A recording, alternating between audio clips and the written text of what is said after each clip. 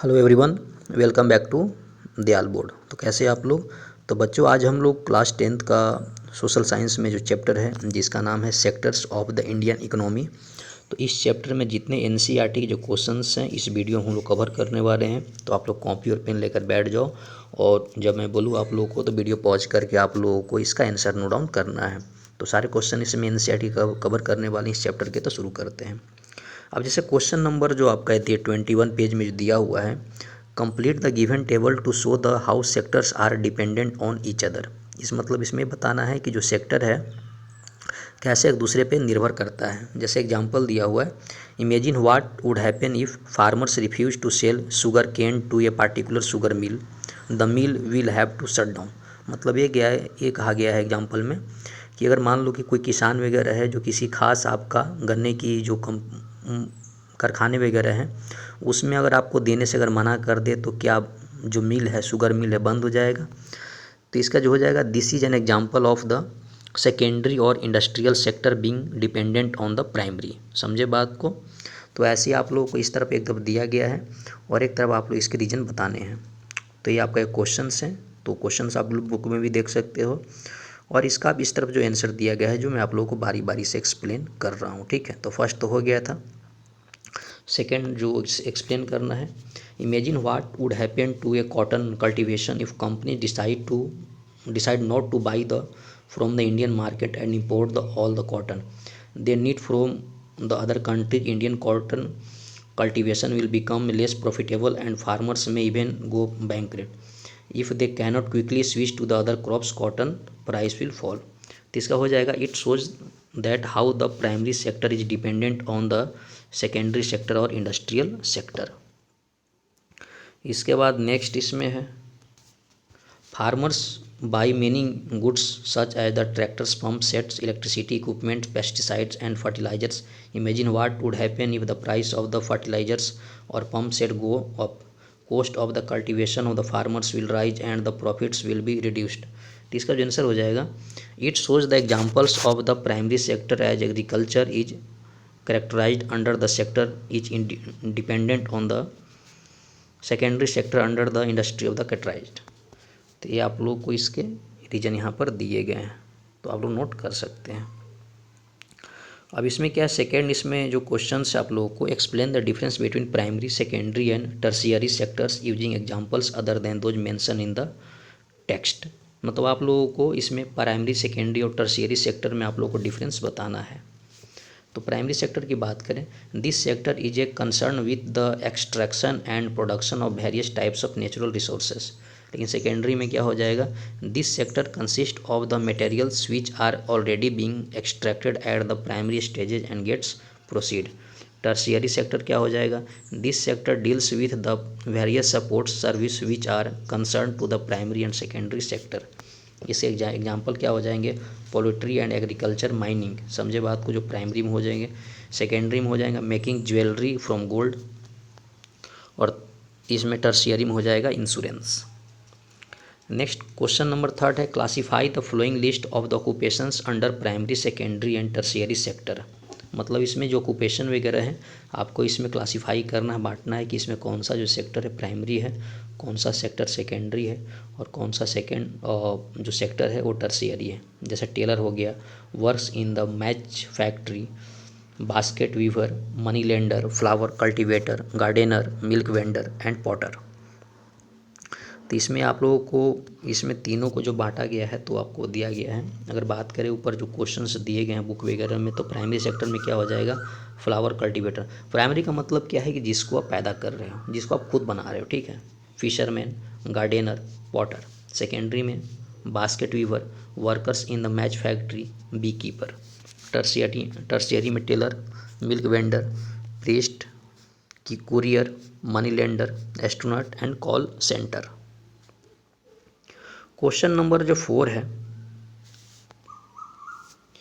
Students in a school are often classified into primary and secondary और junior and senior. What is the criteria that is do you think this is useful classification discuss. तो students in a school are often classified into primary and secondary और junior and senior. obvious सी बात है किसी school में जो बच्चों का जो क्लासिफिकेशन जो बांटते हैं प्राइमरी और सेकेंडरी बेसिस पे करते हैं या तो सीनियर और जूनियर बेसिस पे करते हैं. This is the criteria which are use to easily identify the standard of students, whether to identify the standard of students or to know about his nature towards the students, and teachers or know the students knowledge. So these are the few basics on which students are classified into different categories. वही सी बात है कि जो senior junior का जो classification होता है knowledge basis पे होता है.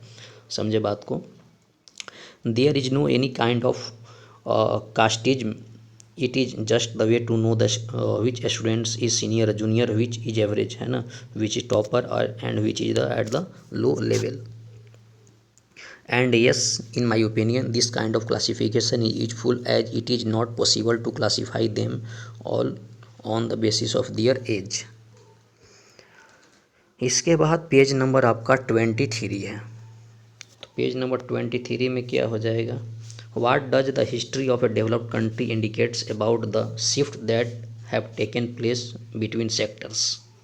तो इसका जो आंसर हो जाएगा, the history of the developed country indicate about the shift that have taken place between sectors, that from to now there has been a major shift from the secondary sector, which means manufacturing industries, to the tertiary sector or service sector, which has become the most important sector of the country economy, and most of the peoples are employed in the sector in the developed countries, which is means a lot of change can be noticed if we look up the history once.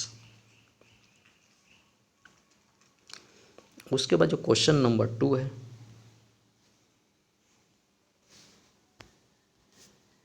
Correct and arrange the important aspects for calculating GDP from this jumble.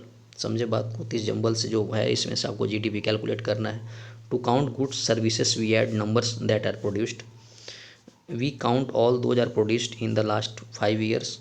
Since we should not leave anything we add up all goods and services. इसका जो simple answer हो जाएगा, we count the value of all final goods and services that we are produce in a particular year. मतलब उस particular साल में आपका जितने जो है ना गुड्स वगैरह जो मैन्युफैक्चर किए गए हैं प्रोड्यूस किए गए उसके बेसिस पे gross domestic products itself shows that the what is the flow of the goods and services in the financial year in an economy. To calculate GDP, है ना, अगर जीडीपी अगर मान लो कि कैलकुलेट करना है निकालना है, it is necessary to count all the find goods and services which are produced in a particular year. मतलब उस साल में आपका है ना क्या चीज़ उपज किया गया है. इसके आपका पेज नंबर 24 में answer the following questions by looking at the graph. तो आपका इसमें जीडीपी प्राइमरी सेकेंडरी और टर्शियरी सेक्टर का दिया गया है. समझे बात को. और इसमें क्या है कि अब ग्राफ का एनालिसिस करना है जो दिया गया है. अब इसमें क्या दिया गया है कि विच वार द लार्जेस्ट प्रोड्यूसिंग सेक्टर. 1971 से 72 तक ज़्यादा क्या उपज हुआ था, है ना. तो अगर ग्राफ को अगर जनरली अगर आप नोटिस करोगे, है ना, पॉज करके आपको देखना है एनालिसिस करना है. तो इन आपका 1971 to 72 the largest producing sectors was the primary sector. और 2011 से 12 द लार्जेस्ट प्रोड्यूसिंग जो सेक्टर था वो टर्शियरी सेक्टर था. Tertiary sector has grown most over the 40 years. Total GDP of India आपका 211 से 12 के बीच कितना था, इतना करोड़ रुपीज़ था. इसके बाद इसमें complete the table using the data in the graph 2 and 3 answer the questions. तो इसमें आपको डाटा वगैरह शेयर करना है ना.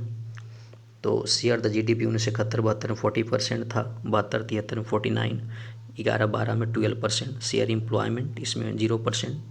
तो क्वेश्चंस आपका टोटली आपका डाटाबेस क्वेश्चन है, तो पॉज करके आप लोग को कंप्लीट करना है और लर्न करना है. ठीक है.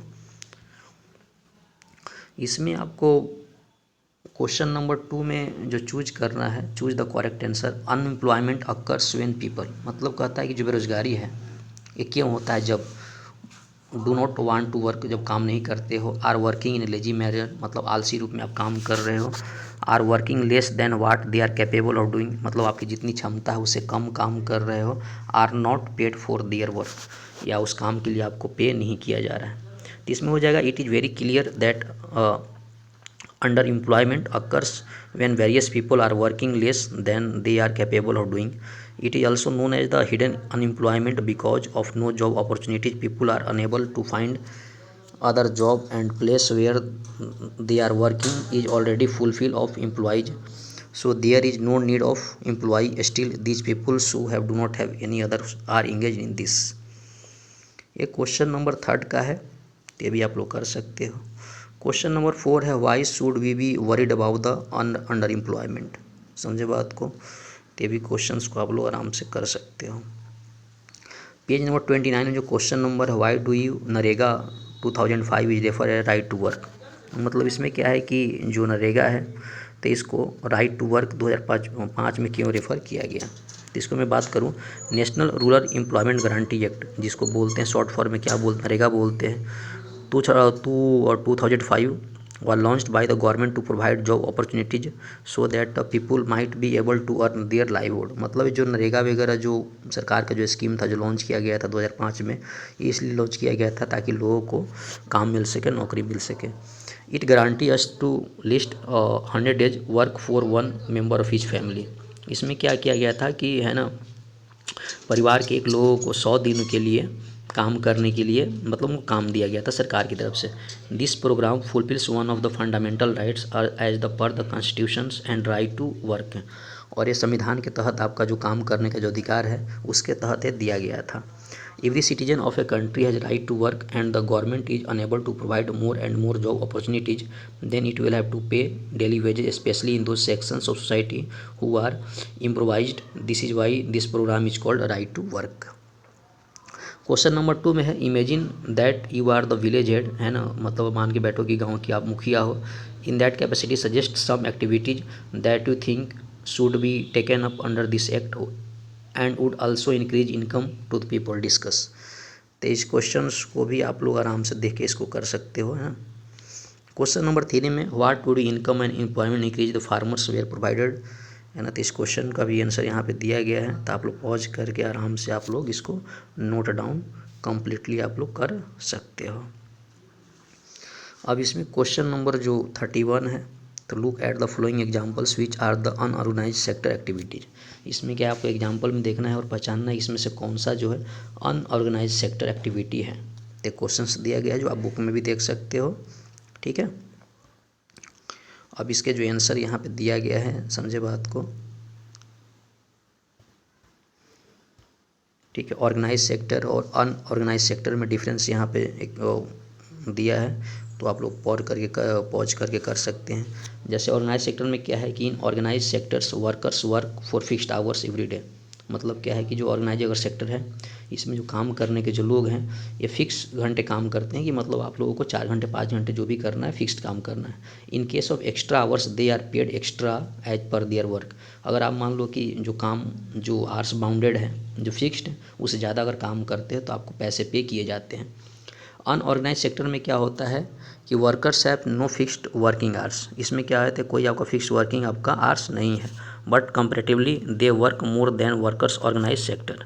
लेकिन क्या होता है कि ऑर्गेनाइज सेक्टर से ज़्यादा काम करते हैं।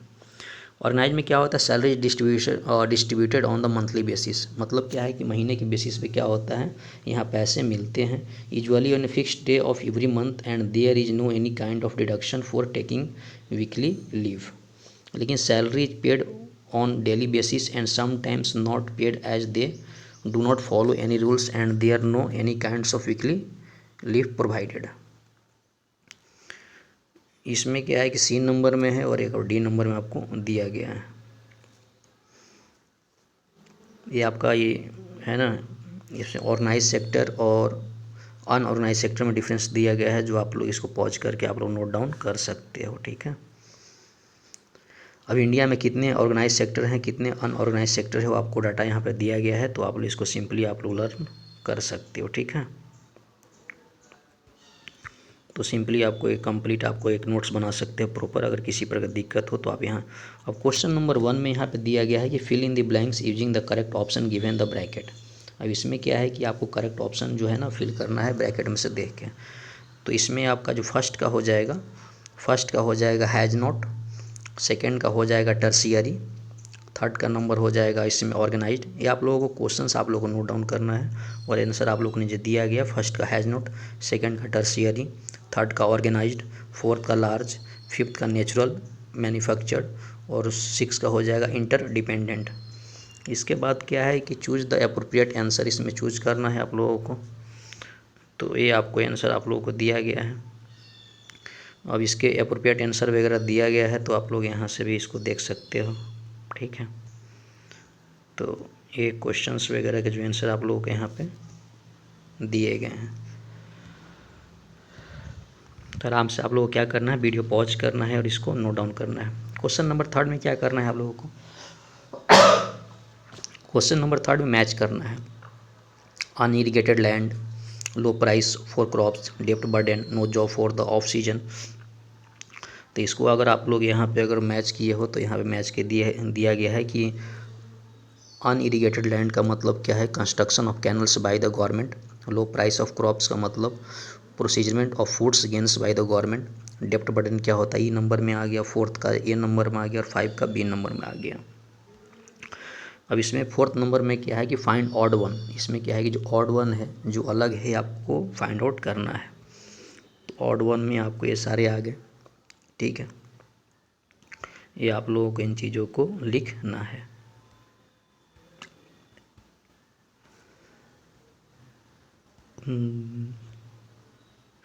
इन चीज़ों को आप लोग यहाँ पे नोट डाउन कर लेना है।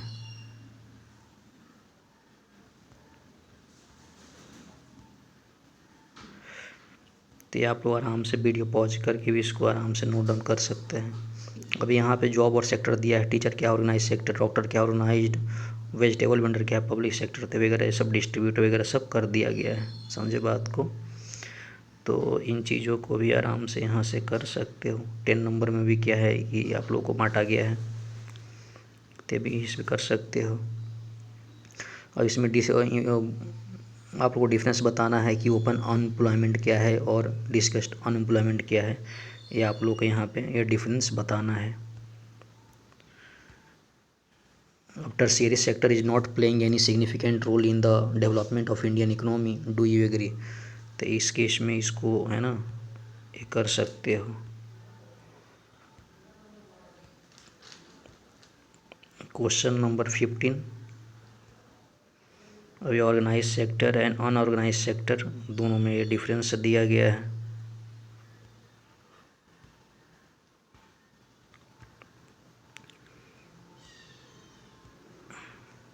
Explain the objective of implementing the NREGA आपका 2005। तो इसमें आपका है ना नरेगा के बारे में एक्सप्लेन करना है।